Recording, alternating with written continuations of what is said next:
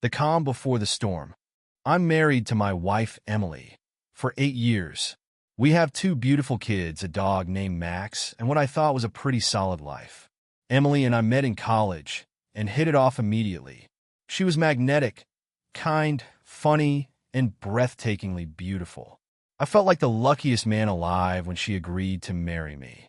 We were the couple everyone envied, or at least that's what I thought. We shared everything: dreams, goals, fears. She was my partner in every sense of the word. I believed we were unbreakable. Lately, though, things have felt off.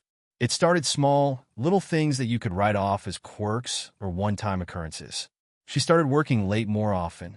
She seemed distant during dinner, glued to her phone when she used to chat about her day. At first, I thought it was stress from her new promotion. But as weeks turned into months, I couldn't shake the feeling that something wasn't right. A few months ago, she began mentioning a co-worker, Brandon. Apparently, they had to work closely on a big project. At first, I didn't think much of it. I trusted Emily implicitly, and Brandon was just a name. But then, she started dropping his name in conversation more frequently, like a friend she couldn't stop talking about. Brandon said this hilarious thing today, or Brandon and I had lunch at that sushi place near the office. You'd love it. It was always Brandon, Brandon, Brandon. I tried brushing it off. I didn't want to be the insecure husband who saw red flags where there were none. But something gnawed at me, a whisper in the back of my mind that I couldn't ignore. I'd always believed Emily and I were open books to each other. For the first time, I felt like I didn't have all the pages. I decided to share my unease with her one night. We were lying in bed, the glow of her phone illuminating her face. "Hey, Em," I began cautiously. "You've been talking about Brandon a lot lately." Her head snapped up, eyes wide, almost like I'd caught her in the middle of something. Then she laughed a nervous laugh. "Oh, don't be silly, Jake," she said, brushing it off. "He's just a friend." I wanted to believe her, but then things started to spiral. The weeks that followed that conversation were tense. Emily acted like everything was normal, like our little chat hadn't happened. She was cheerful, affectionate, and loving, but there was something about her behavior that felt rehearsed. Too perfect, almost forced. Brandon, however, didn't disappear from our lives. If anything, his name popped up more frequently. Brandon sent me this funny meme today, or Brandon suggested this great place for us to try sometime. It was like he had carved out a space in our relationship that I hadn't invited him into. One Friday night, Emily had a work dinner. Normally, I wouldn't think twice about it, but something about the way she mentioned it made me suspicious. She was overly casual, almost dismissive. "It's just a dinner with the team," she said while scrolling through her phone, not even looking at me. "Do you need me to pick you up afterward?" I offered, try to sound supportive. She shook her head immediately. "No need. Brandon's driving a bunch of us back home afterward. He's already offered." Something about the way she said it made my stomach twist. But I didn't want to be that husband, the jealous one who couldn't trust his wife. I plastered on a smile and let her go without another word. That night, I couldn't shake the feeling that something was wrong. I tried distracting myself by playing Call of Duty with some friends online, but my mind kept wandering. Around midnight, I decided to text Emily to see how things were going. Me: "Hey, everything okay? What time do you think you'll be home?" No reply. I waited 10 minutes, then 20. The little dots showing she was typing popped up and disappeared a couple of times before I finally got her response. "Emily, dinner ran late. We're just finishing up. Don't wait up." Something about that text screamed lie. Maybe it was the fact that she avoided answering my question about the time. Or maybe it was just my gut, screaming louder than ever. The next morning, I asked her about the dinner, and she rattled off a bunch of generic details. Who was there, what they ordered, how Brandon got everyone home safely. She didn't stumble over her words, but the story felt practiced. Too smooth. I let it slide, but the seed of doubt in my mind was growing roots. Then came the incident with her phone.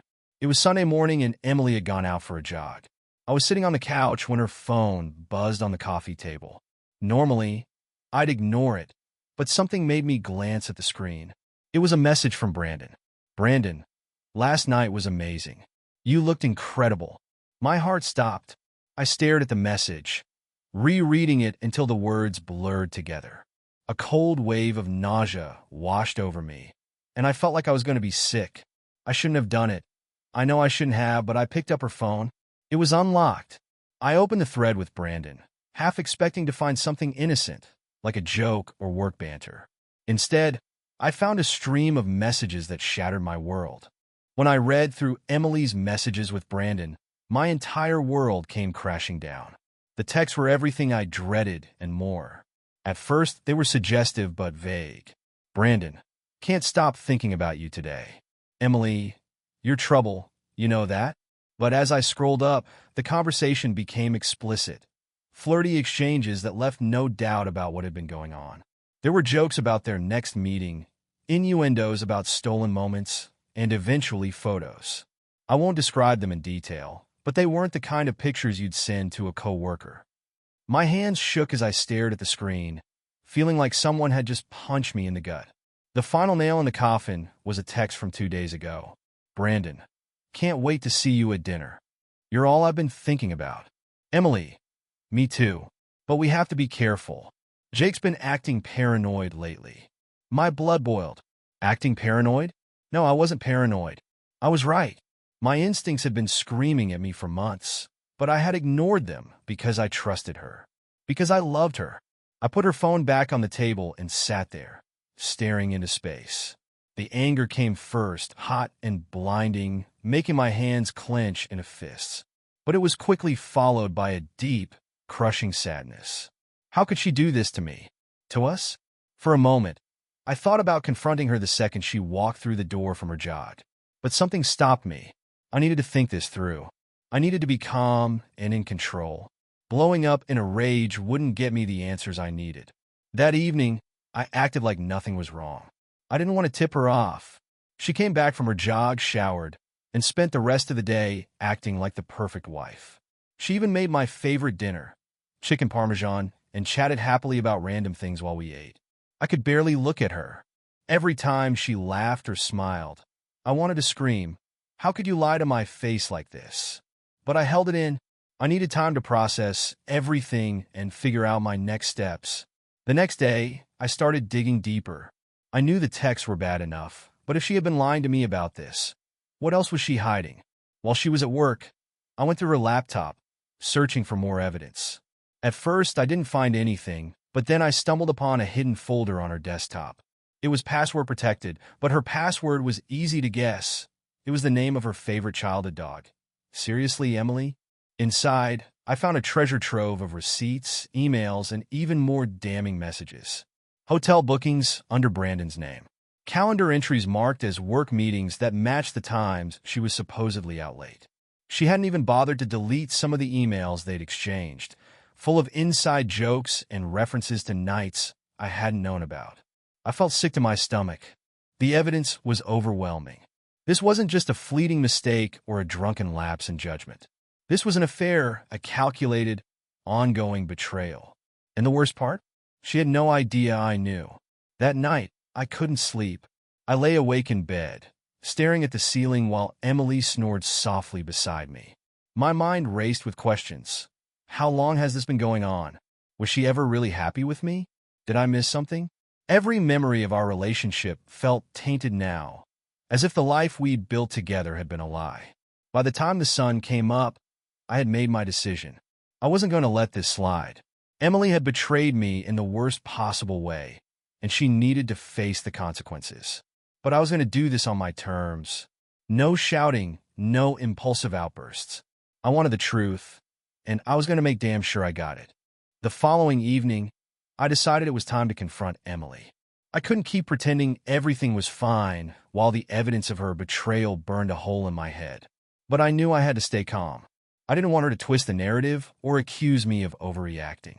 This had to be about the facts, about what I knew. Emily came home from work around 6:30 p.m., her usual time. She kissed me on the cheek, asked about my day, and started unpacking her lunch bag like nothing was wrong. It was almost impressive, her ability to act so normal, so innocent. Almost. "Hey, Em," I said, leaning casually against the kitchen counter. "Can we talk for a second?" Her head popped up, her face a mix of curiosity and concern. "Sure, what's up?" I gestured toward the living room. "Let's sit down." That's when I saw it. the flicker of unease in her eyes. She wasn't stupid. She could sense something was off. Still, she followed me to the couch and sat down, tucking her legs under her like she always did. She even smiled, like she was trying to reassure herself. "What's going on?" she asked, her voice light, but with a hint of nervousness. I took a deep breath. "I know about Brandon." The smile vanished.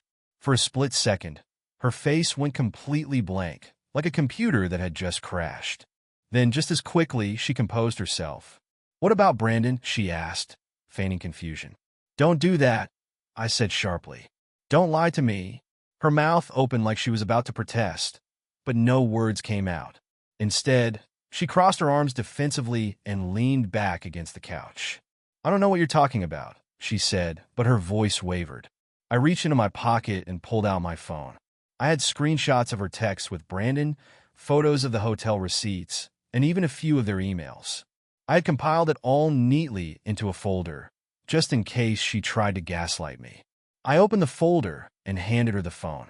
Her eyes widened as she scrolled through the evidence. The color drained from her face, and her hands started to shake. For a moment, she didn't say anything. Then she looked up at me, tears welling in her eyes. "Jake, I can explain." Interrupta. "You're not going to explain anything. You're going to tell me the truth. How long has this been going on?" She hesitated, biting her lip like she was trying to calculate the best answer. "It's not what you think," she said finally. "Brandon and we got close because of work. It got out of hand." "Out of hand?" I repeated, my voice rising. "You've been meeting him in hotels. Emily, you've been lying to me for months. That's not out of hand. That's a full-blown affair." She started crying then, big, dramatic sobs that felt more like a performance than genuine remorse. "I'm sorry, Jake," she wailed. "I never meant for this to happen. I love you. You have to believe me." I laughed bitterly. "You love me? Is that what you tell Brandon when you're sneaking around behind my back? Do you tell him how much you love your husband while you're in bed with him?" She flinched like I'd slapped her. "It was a mistake," she said, her voice cracking. "I wasn't thinking straight. Work has been so stressful, and Don't you dare blame this on stress," I snapped. "Do you think I'm an idiot? Do you think I didn't notice all the late nights? All the excuses? I trusted you, Emily. I believed you when you said it was just work. I didn't mean to hurt you," she whispered, tears streaming down her face. "I swear, Jake, it didn't mean anything." I shook my head, disgusted. "Didn't mean anything? Do you think that makes it better? You didn't accidentally trip and fall into his bed, Emily. You made a choice, a series of choices, to betray me. And now you want to sit here and tell me it didn't mean anything? Like that erases what you've done." She reached for my hand, but I pulled away. "Jake, please," she begged. "I'll do anything to fix this. We can go to counseling. We can work through this. I love you. Please don't give up on us." I stood up, unable to look at her anymore. "You gave up on us the moment you decided to cheat," I said coldly. "I'll be sleeping in the guest room tonight. I suggest you think long and hard about how you're going to handle this, because I'm not sure there's anything left to save." Her sobs followed me as I walked away, but I didn't care. For the first time in our marriage, I felt like I was finally seeing her for who she really was: a liar, a cheater, and a stranger. That night in the guest room, I barely slept. My mind was a storm of emotions: anger, sadness, disbelief. Every time I closed my eyes, I saw her and Brandon together, laughing at my expense, sharing secrets I didn't know, living a life behind my back. I kept replaying our confrontation in my head, wondering if I'd said enough, or if I should have said more. But the truth was, I didn't even know where to begin processing the betrayal. Around 3 a.m., I heard Emily crying softly in our bedroom. I didn't feel sorry for her, not even a little. Whatever she was feeling, she'd brought it on herself.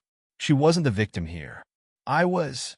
The next morning, I woke up to the smell of coffee and the sound of clattering dishes. Emily was in the kitchen, moving around as if everything were normal. For a second, I almost laughed at the absurdity of it. She had just been caught in the middle of an affair, and her solution was to make breakfast? When I walked into the kitchen, she looked up, her eyes puffy and red. "Good morning," she said hesitantly. I didn't respond. Instead, I grabbed a mug from the cabinet and poured myself a cup of coffee. The silence between us was suffocating. "Jake," she said softly, breaking the quiet. "I know you're angry. I know I've hurt you. But I meant what I said last night. I want to fix this. I'll do whatever it takes." I took a sip of my coffee, letting her words hang in the air. Finally, I looked at her. "Whatever it takes?" I repeated. "Then start by telling me the truth. All of it. No lies, no excuses. Just the truth." She swallowed hard, her hands trembling as she set down the spatula. "It started 6 months ago," she admitted. "After that big project at work ended. Brandon and I went out for drinks to celebrate with the team, and things got out of hand. I felt a surge of anger rise in my chest, but forced myself to stay calm. "Define out of hand," I said, my voice cold. She looked down at the counter, unable to meet my eyes. "We kissed that night," she confessed. "And after that it just escalated." "How many times?" I demanded. Her lip quivered. "I don't know," she whispered. "5? 6? Don't lie to me, Emily," I warned. "If you're not honest now, there's no coming back from this." She burst into tears, covering her face with her hands. "I don't know, Jake. More than that, okay? It wasn't just about the sex. It was stupid, and I was stupid, and I don't know why I did it." Her words hit me like a punch to the gut. She'd admitted to it, fully, openly. There was no more denying it, no more pretending. But instead of feeling relief, I felt hollow, empty, like the woman I'd loved for 8 years had been replaced by a stranger. "Did you ever love him?" I asked, my voice barely above a whisper. She shook her head vehemently. "No. God, no. It was never about that. It was just an escape from the stress, from the routine. But I never stopped loving you, Jake. I swear." I laughed bitterly. "You have a funny way of showing it." She flinched at my words but didn't argue. "I'll quit my job," she said suddenly. "I'll never see him again. I'll block his number, delete everything. Please, Jake, don't give up on us." I stared at her, trying to find even a shred of the woman I thought I knew. But all I saw was someone who had lied, betrayed me, and destroyed the life we'd built together. And the worst part? She expected me to forgive her, to move past it, as if it were that simple. "I need time to think," I said finally, setting my mug down. "Don't talk to me about this again until I'm ready. And don't you dare contact Brandon. If you do, we're done." She nodded quickly, wiping her tears. "Okay, I won't. I promise." I walked out of the kitchen without another word, grabbing my keys and heading for the door. I didn't know where I was going. Maybe for a drive, maybe to clear my head. All I knew was that I couldn't be in that house with her for another second. The rest of the day passed in a blur. I drove aimlessly, replaying our conversation over and over. The anger, the hurt, the betrayal, it all sat like a weight on my chest, making it hard to breathe. By the time I got home that evening, I felt drained. Emotionally, physically, mentally. I just wanted to sleep and pretend none of this was real. Emily was waiting for me in the living room when I walked in. She looked like she'd been crying all day, her makeup smudged and her hair disheveled. But I didn't care.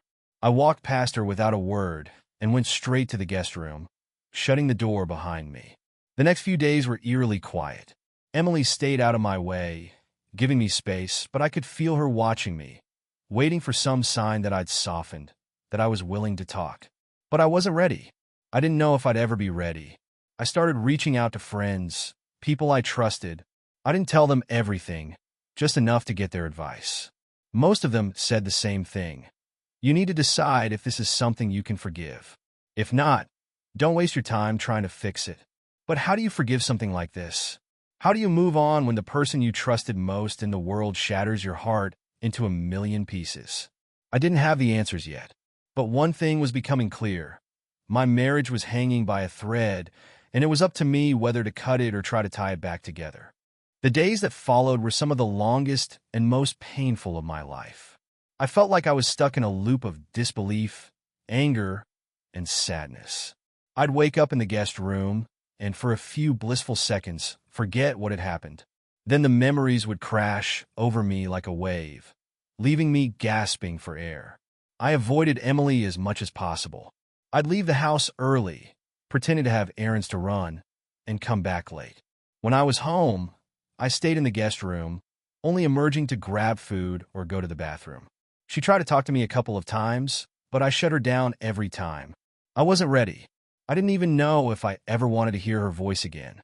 One night, about a week after the confrontation, Emily knocked on the guest room door.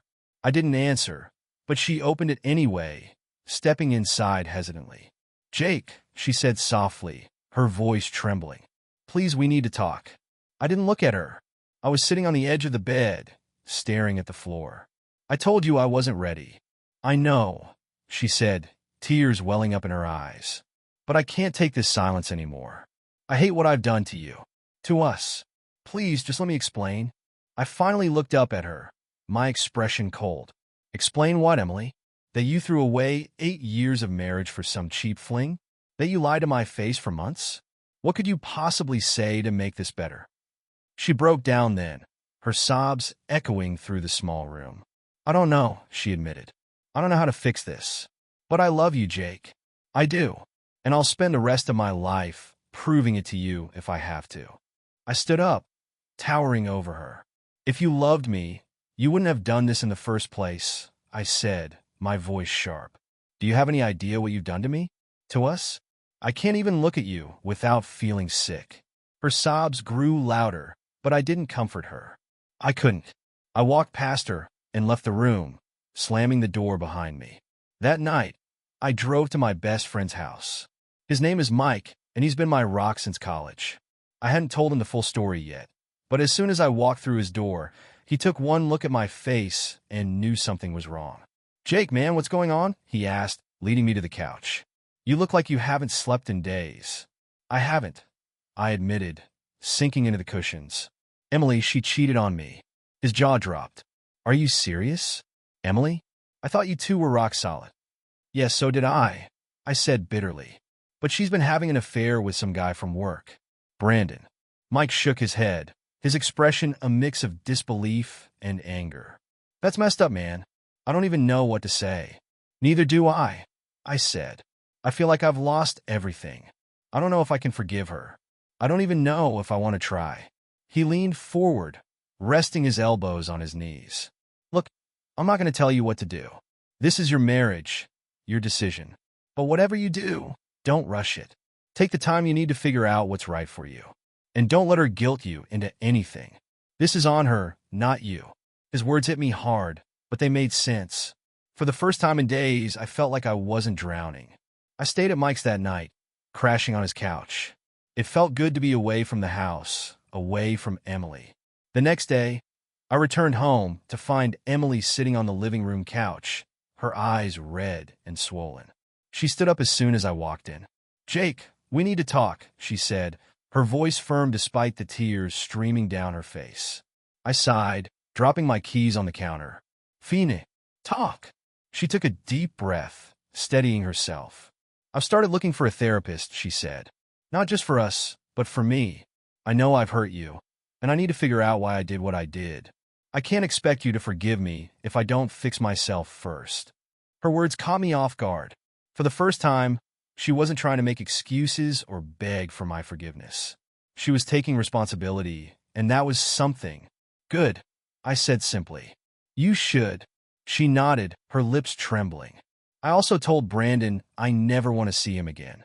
I blocked his number, deleted everything. He's out of my life for good." "Doesn't change what you did," I said, my voice harsh. "I know," she whispered.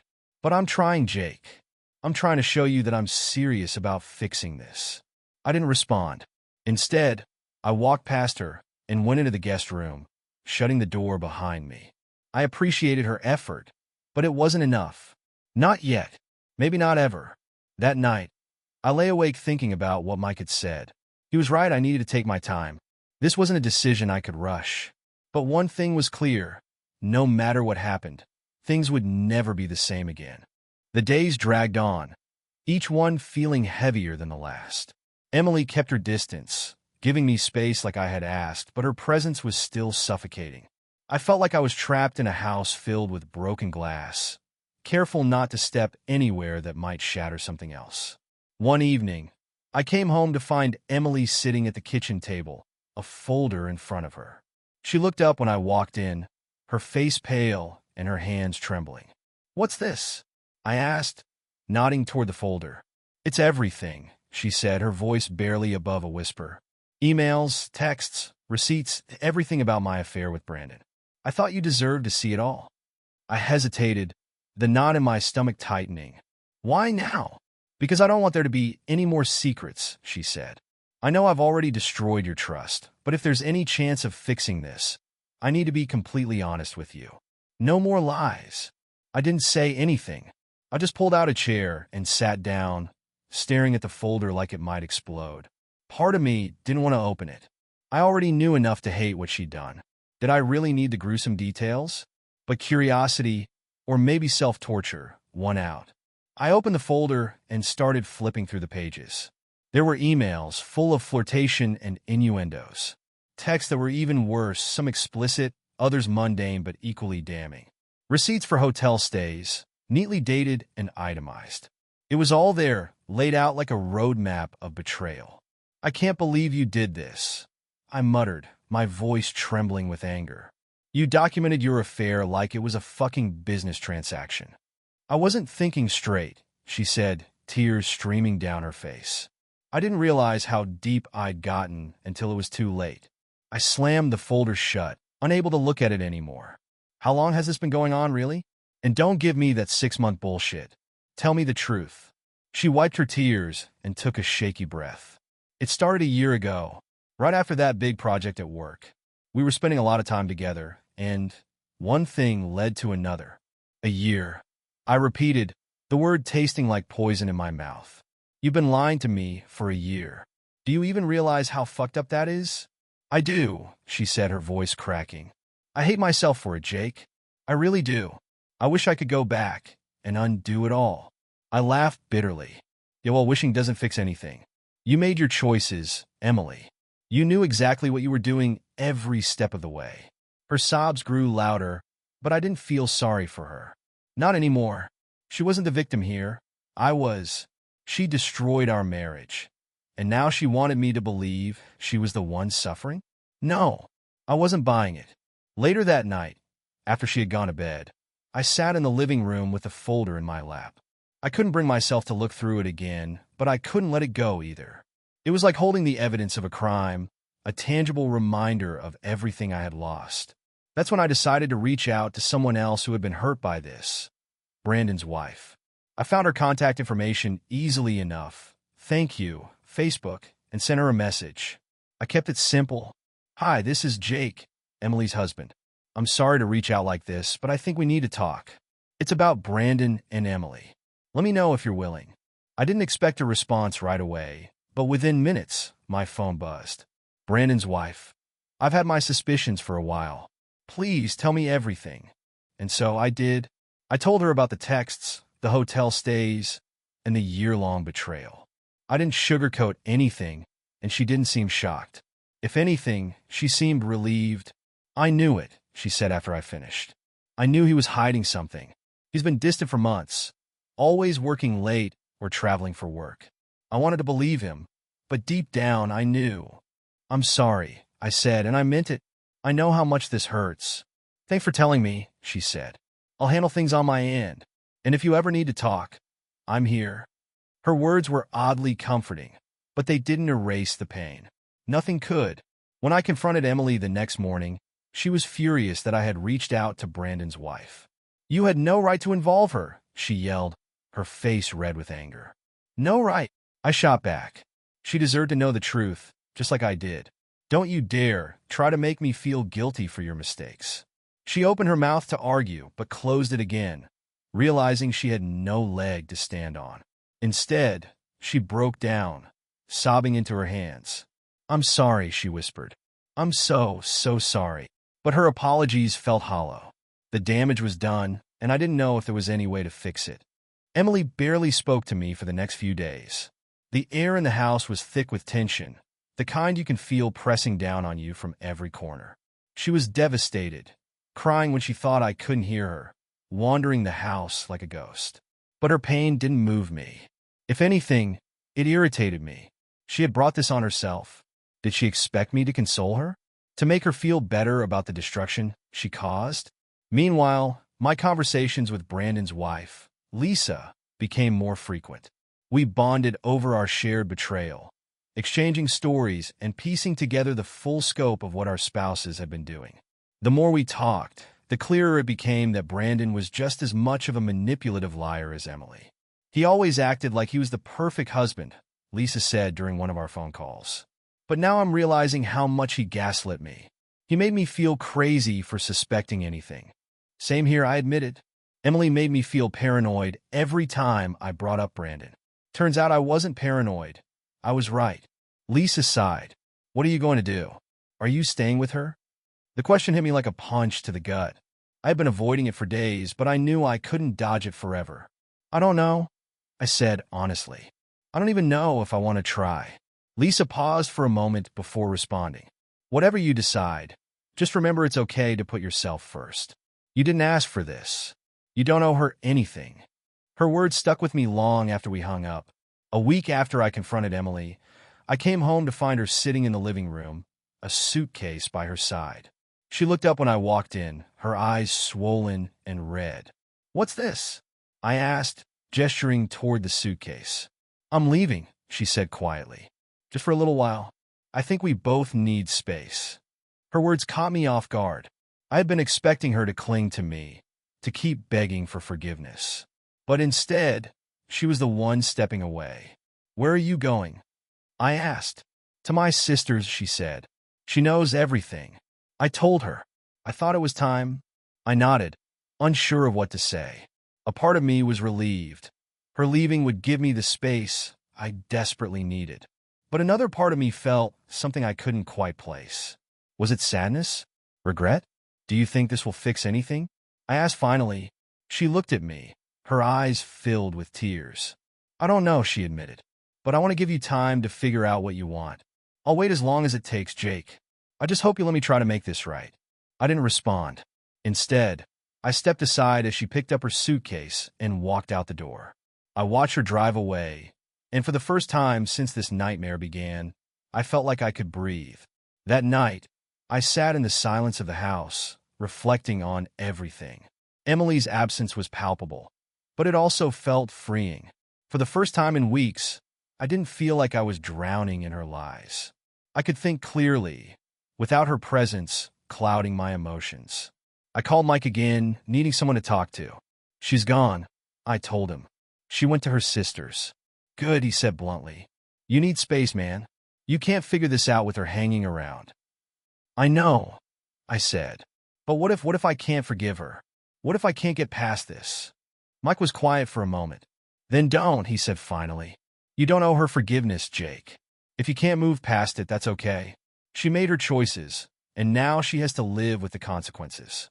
His words hit me hard, but they made sense.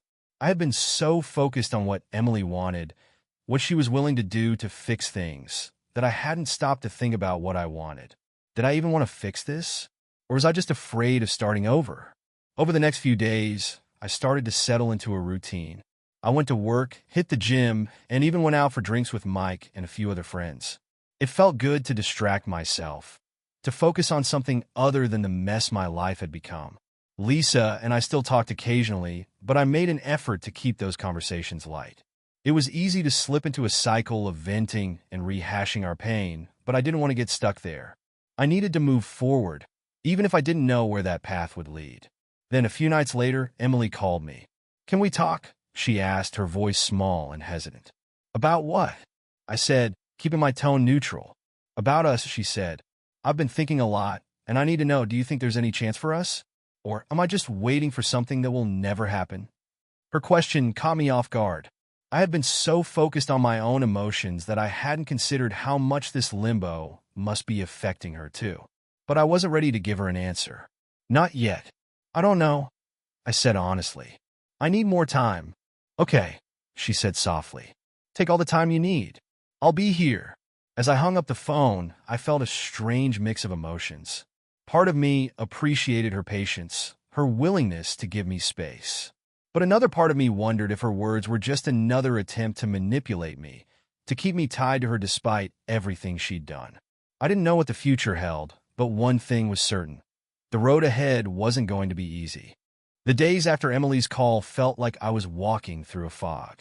I was caught between the familiar comfort of the life we'd built together and the harsh reality of her betrayal. No matter how much I tried to distract myself, the questions kept swirling in my head. Was there more to this than I knew? Had I truly uncovered the full extent of what had happened? I couldn't shake the feeling that there was something I was missing. So, one afternoon I decided to dig deeper. Emily had given me everything she claimed to have about the affair, but I wanted to verify it for myself. If I was going to make a decision about the future of our marriage, I needed to know every last detail, no matter how painful it might be. The first thing I did was check her phone records. I knew Emily's phone was linked to our shared account, so I logged in and started looking through the call logs. My stomach turned as I saw how frequently she and Brandon had been in contact. There were dozens, no, hundreds of calls and texts between them over the past year. Many of them were late at night, long after she'd told me she was going to bed. Then I spotted something odd, a number I didn't recognize that appeared just as often as Brandon's. It didn't belong to me, Emily, or anyone in our circle of friends or family. My heart sank as I realized it was probably another burner phone, one she or Brandon had been using to communicate without leaving a trail. I wrote the number down and called it just to see what would happen. Unsurprisingly, it went straight to voicemail. There was no name attached to the recording, just a generic automated message. Still, it confirmed my suspicions. There was more to this than she had admitted. Next, I went back to her laptop. I'd already found plenty of damning evidence there. But this time, I dug deeper. I opened her browser history, her emails, her downloads folder, anything that might give me more insight into what had really been going on. At first, I didn't find much. She'd been smart enough to clear most of her tracks. But then I stumbled upon an old email thread in her archive folder. It was a conversation between her and Brandon, dated over a year ago, around the time she claimed the affair had started. Brandon, I can't stop thinking about last night. You were amazing. Emily, you weren't so bad yourself, winking face. Can't wait until next time. I clenched my fists as I read their casual, flirtatious exchanges. They talked about sneaking away during work hours, making excuses to leave early, and even planning trips together under the guise of work conferences. It was clear this wasn't just some impulsive fling. It was a calculated, deliberate betrayal. But what really made my blood boil was a single sentence buried in one of Emily's replies. Jake has no idea. He's so trusting, it's almost cute. The words felt like a dagger to the chest. She hadn't just betrayed me, she'd mocked me, ridiculed the trust one had in her.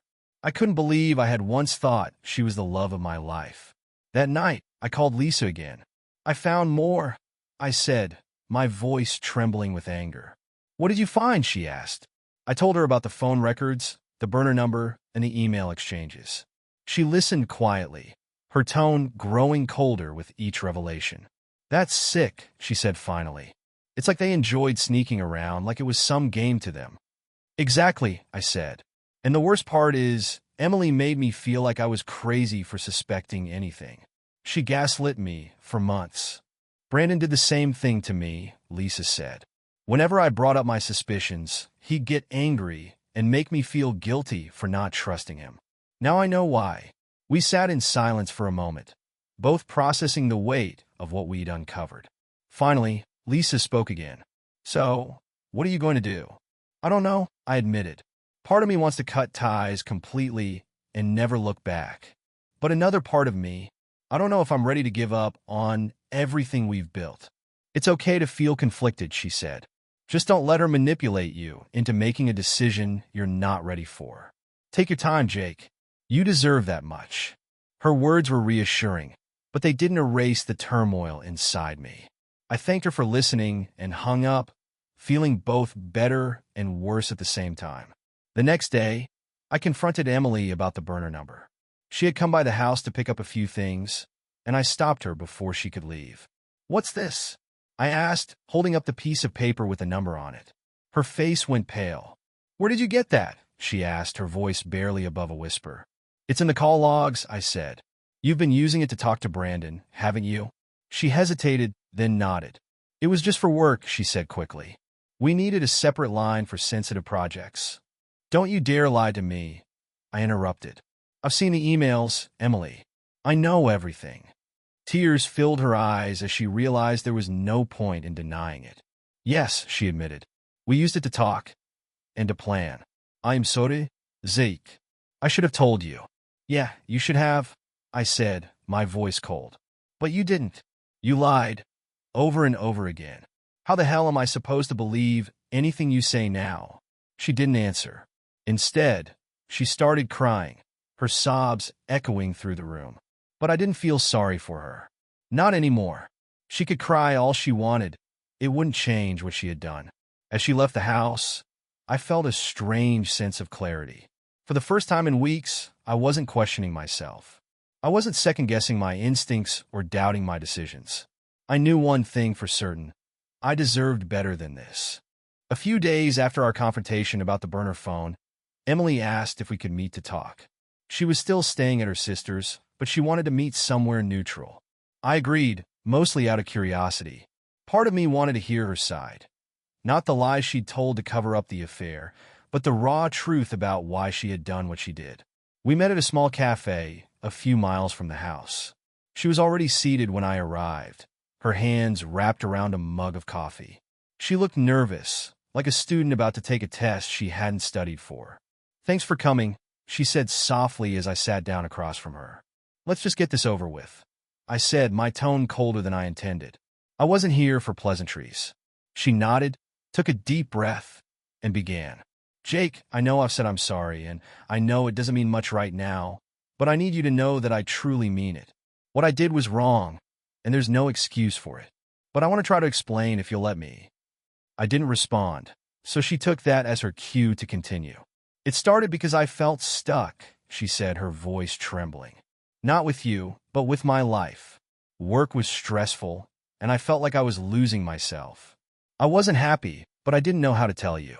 You've always been so strong, so put together. I didn't want you to see me as weak. So instead, you found Brandon, I said bitterly. That was easier than talking to me? She flinched at the venom in my voice, but didn't argue. It wasn't about Brandon, she said. At least not at first. It was about feeling seen, feeling wanted. He made me feel special. I laughed, a harsh, bitter sound. Special? You're kidding me, right? You threw away our marriage because some guy at work told you what you wanted to hear? Tears filled her eyes, but she pressed on. I didn't mean for it to happen, Jake. I didn't wake up one day and decide to betray you. It spiraled, one bad choice after another. And by the time I realized how far I'd gone, I didn't know how to stop. That's bullshit, I snapped. You always had a choice, Emily. And every single time, you chose him. She nodded, her tears spilling over. I know, and I'll regret it for the rest of my life. But you have to believe me when I say it wasn't because I didn't love you.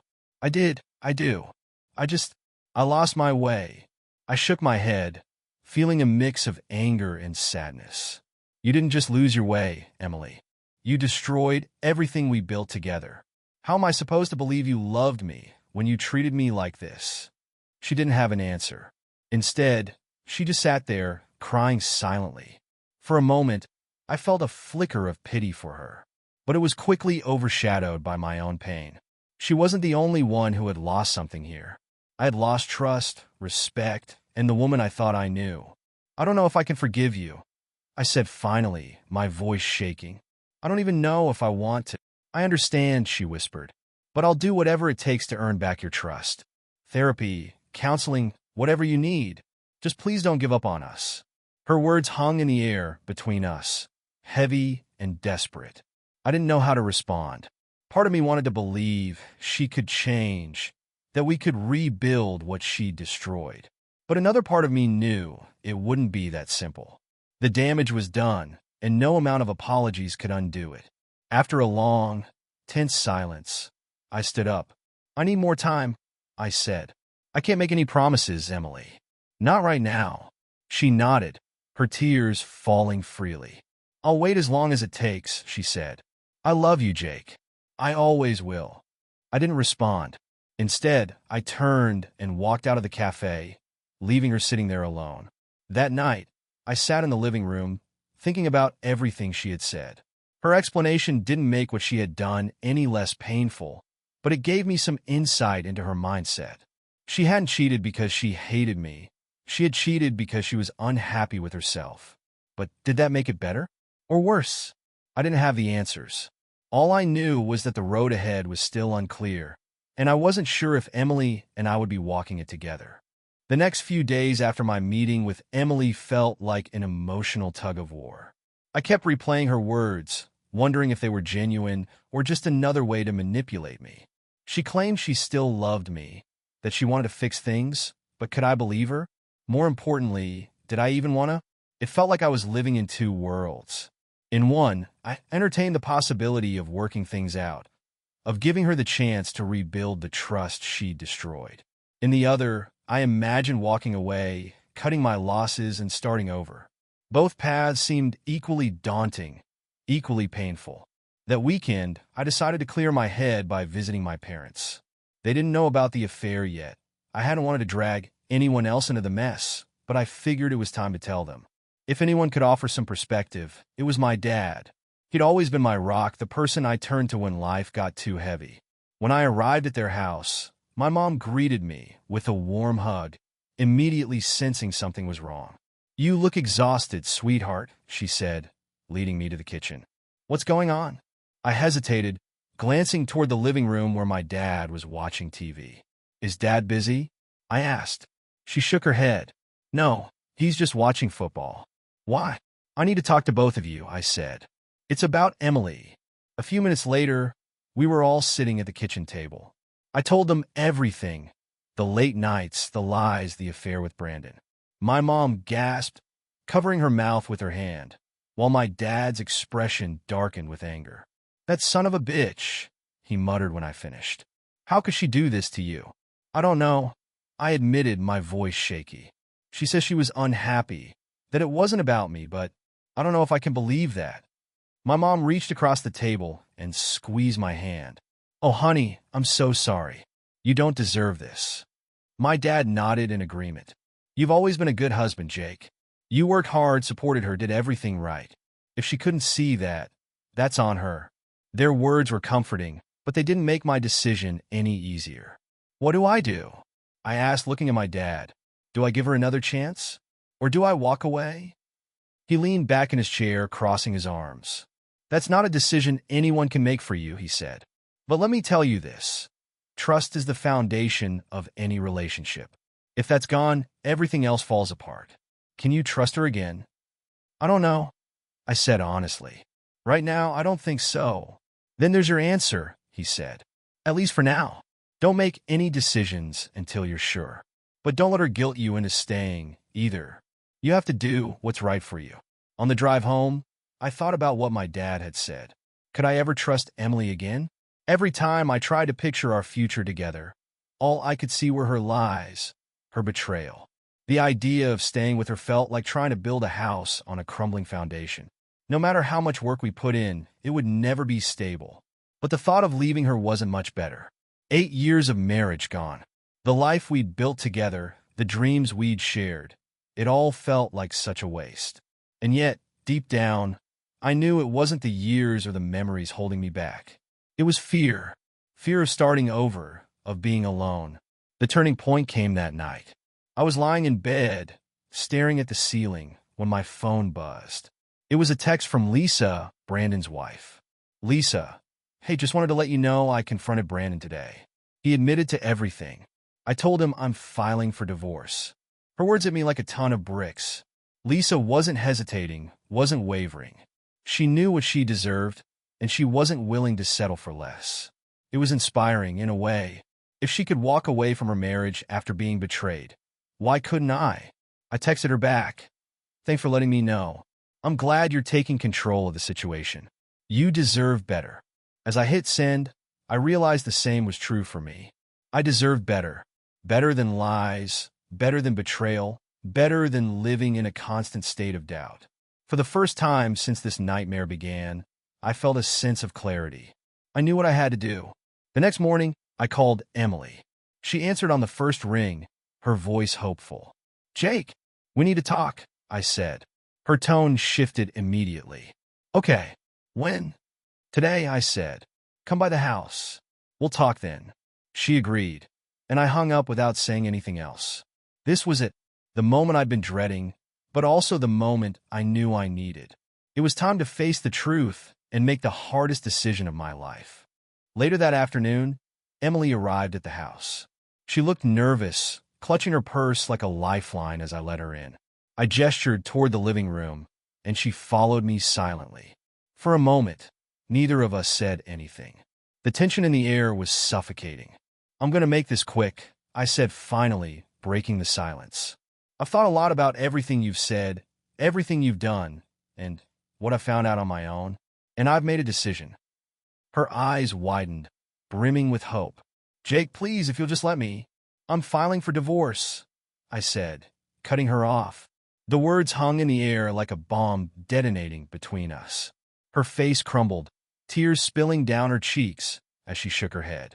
No, she whispered. Please, Jake, don't do this. We can fix this. I'll do whatever it takes. I've given you every chance to fix this, Emily, I said, my voice steady despite the storm raging inside me. You made your choices. You lied, you cheated, and you broke my trust. There's no coming back from that. She dropped her purse, her hands trembling as she reached for me. Jake, I'll go to therapy. I'll quit my job. I'll cut off everyone who knew about this. Please, just don't give up on us. I stepped back, out of her reach. You gave up on us the moment you decided to betray me, I said coldly. This isn't about me giving up. It's about me refusing to stay in a marriage that's been built on lies. Her sobs grew louder, but I didn't feel the pull of pity I had before. Instead, I felt a strange sense of relief. Saying the words out loud, making the decision final. It was like a weight had been lifted off my shoulders. I've already contacted a lawyer, I said. You'll be served the papers soon. I suggest you get your own lawyer to make this as smooth as possible. Her eyes widened in disbelief. You've already talked to a lawyer? How could you? She stopped herself, realizing how ridiculous the question sounded. Because I can't live like this anymore, I said. I deserve better, Emily. And so do you. Maybe this will be your chance to figure out who you really are and what you really want. I want you, she cried. I've always wanted you. I shook my head. If that were true, we wouldn't be here right now. For the next hour, we hashed out the basics, what she needed to take, what we'd do about the house, and how to separate our finances. It was painful, but I was determined to keep my emotions in check. Every time she broke down, I reminded myself that this was her mess, her consequences. Before she left, she turned to me one last time. I know you don't believe me, but I'll always love you, she said, her voice trembling. I didn't respond. Instead, I opened the door and watched as she walked out, tears streaming down her face. When the door clicked shut behind her, I felt a strange mix of emotions, sadness, anger, relief, and even a small spark of hope for the future. Over the next few days, I focused on moving forward. I finalized everything with my lawyer, who assured me the divorce process would be straightforward since we had no kids and Emily had agreed to cooperate. I also started looking into selling the house. I couldn't stay there. It was too full of memories, too tainted by her betrayal. Lisa reached out to check on me, and we talked for a while about how things were progressing. She had filed for divorce from Brandon and was already making plans to move out of their shared apartment. You sound lighter, she said during one of our calls. Like a weight's been lifted. I think it has, I admitted. For the first time in weeks, I feel like I'm finally taking control of my life again. That's good, she said. You deserve that.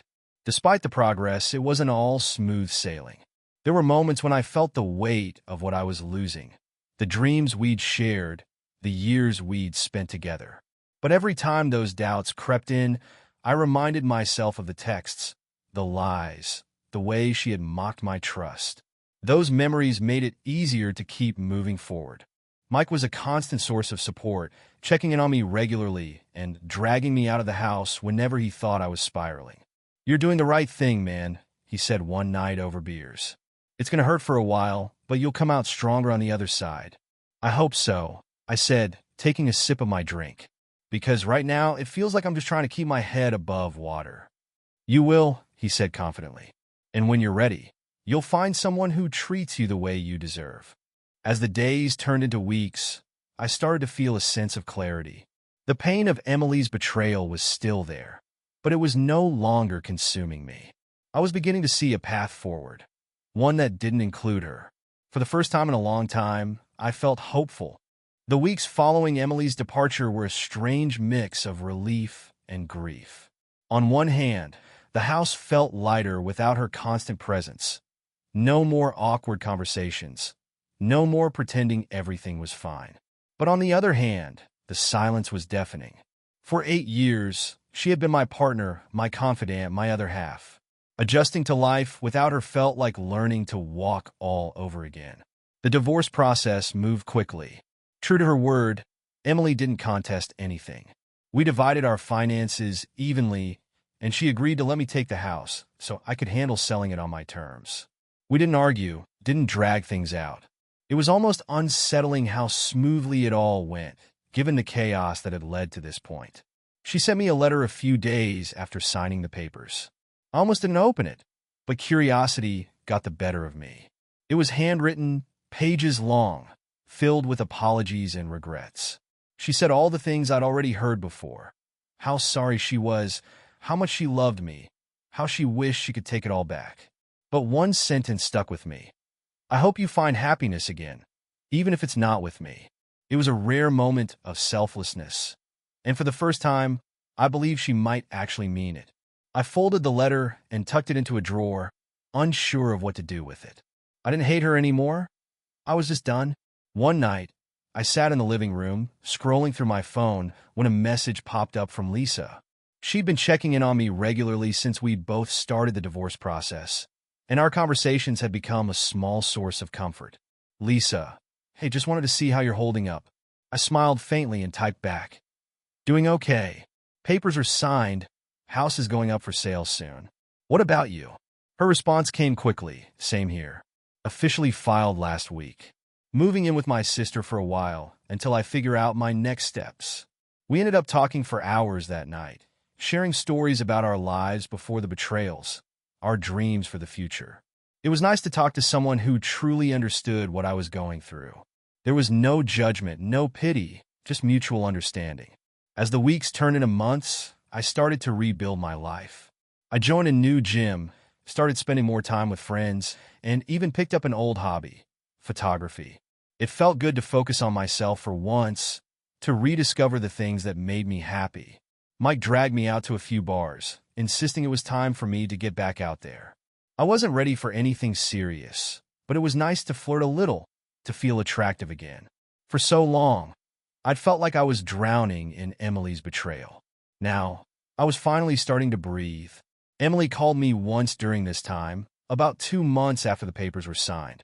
I almost didn't answer, but curiosity got the better of me.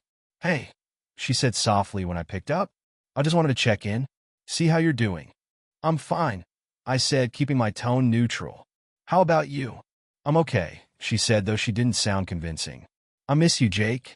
I know I have no right to say that, but it's true. I closed my eyes, taking a deep breath. Emily, we've already been through this. It's over. I know, she said quickly. I wanted you to know that I'm still in therapy. I'm trying to figure out why I did what I did, so I never hurt anyone like this again. I'm glad to hear that, I said, and I meant it. Despite everything, I didn't want her to spiral into self-destruction. I wanted her to learn from this, to grow. There was a long pause before she spoke again. Do you think we'll ever be friends? I hesitated, choosing my words carefully. I don't know, Emily. Maybe someday. But right now, I need to focus on moving forward. She sniffled, clearly holding back tears. Okay, I understand. Take care, Jake. You too, I said before ending the call. That conversation was the last time I spoke to her. She stopped reaching out after that, and I didn't feel the need to check in on her. Whatever she was going through was her journey, not mine. The day I sold the house was bittersweet. As I handed over the keys to the new owners, I couldn't help but feel a pang of sadness. That house had been the backdrop of so many memories, both good and bad. But as I drove away, I felt a sense of closure. It was time to leave the past behind. Lisa and I stayed in touch, though our conversations became less frequent as we both started to heal. One day, she mentioned that she was considering moving out of state to be closer to her family. "I think it's time for a fresh start," she said. "I think you're right," I replied. "We both deserve that." And we did. Months had passed since Emily and I had finalized the divorce. At first, it felt like I was walking on shaky ground, uncertain of what my life would look like without her. But with time, I began to find my footing. Slowly but surely, I started piecing myself back together. One of the most important steps was allowing myself to grieve, not just for the relationship I had lost, but for the person I had been before all of this happened. There was a version of me that had believed in unconditional trust, in soulmates, in happily ever afters. That version was gone now, replaced by someone a little harder, a little more cautious. But I didn't see that as a bad thing. If anything, it felt like growth. Therapy helped. At first, I was resistant to the idea, thinking I could manage on my own. But Mike convinced me to give it a try, and it turned out to be one of the best decisions I ever made. My therapist helped me unpack not only the betrayal, but also the deeper fears and insecurities it had triggered. We talked about trust, vulnerability, and what it meant to truly let someone in. "You can't control what other people do," she told me during one session. "You can only control how you respond." The fact that Emily betrayed you doesn't mean you failed as a husband. It means she failed as a partner. Those words stuck with me. For so long, I had carried this nagging doubt that I hadn't been enough, that if I had done something differently, Emily wouldn't have strayed. But the truth was, her choices were her own, and I wasn't responsible for them. One of the hardest parts of moving on was learning to trust myself again. During the affair, Emily had gaslit me so effectively that I'd started doubting my own instincts. Every time I'd felt something was off, she convinced me I was imagining things. Rebuilding that trust in myself took time, but with every step forward, I felt more confident. I started saying yes to things I'd previously avoided. I signed up for a photography workshop and joined a hiking group. I even went on a few dates. Nothing serious, just casual meetups to remind myself that there were still good people out there. Each experience, no matter how small, felt like a victory. Lisa and I stayed in touch sporadically. She had moved out of state, as she'd planned, and was building a new life for herself. Occasionally, we'd exchange updates or check in on each other, but our conversations grew less frequent as we both moved forward. "Are you seeing anyone?" she asked during one of our calls. "Not really," I admitted. "I've been on a few dates, but I'm not rushing into anything. I think I need to figure out who I am on my own first." "That's smart," she said. "Take your time. The right person will come along when you're ready." Her words resonated with me. For the first time in a long time, I wasn't in a rush to fill the void Emily had left.